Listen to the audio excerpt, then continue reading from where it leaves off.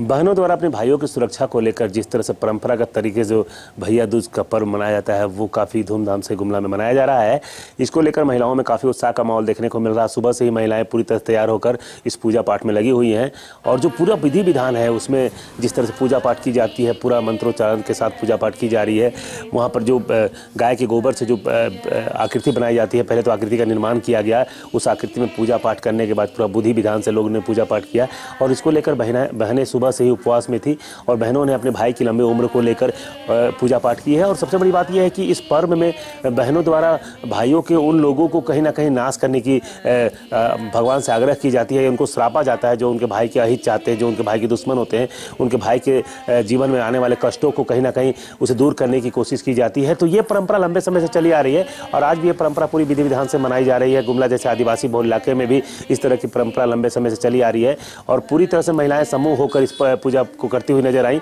और इस दौरान महिलाओं ने भी काफ़ी उत्साह और खुशी व्यक्त की है। महिलाओं का स्पष्ट मानना है कि वो ये परंपरा लंबे समय से करती आ रही है, उन्होंने अपने पूर्वजों से इस परंपरा को सीखा है और इस परंपरा को पूरी विधि विधान से करने के बाद उन्हें यह लगता है कि जो भाई उनके साथ हैं उस भाई के रास्ते पर उसके भाई के जीवन में जो कष्ट होगा वो पूरी तरह समाप्त हो जाएगा, उसका जीवन खुशहाल हो जाएगा। तो निश्चित रूप से मान के चला जाता है कि भाई बहन के प्यार का जो पर्व है वो काफ़ी अटूट पर्व है। ये भैया दूज का जो पर्व है ये लंबे समय से मनाया जा रहा है और इस पर्व में जिस तरह से विधि विधान होते हैं उसको देखकर ये आश्चर्य लगता है कि आधुनिकता के दौर में भी आज भी महिलाएं उस विधि विधान को पूरी तरह से पालन कर रही हैं, क्योंकि ये भाई बहन के रिश्ते को प्रदर्शित करता है, भाई बहन के उस अटूट रिश्ते को दर्शाता है जहाँ पर बहनें भाई के सारे कष्ट को अपने सर पर लेती हैं और साथ ही साथ उसके जीवन में उनके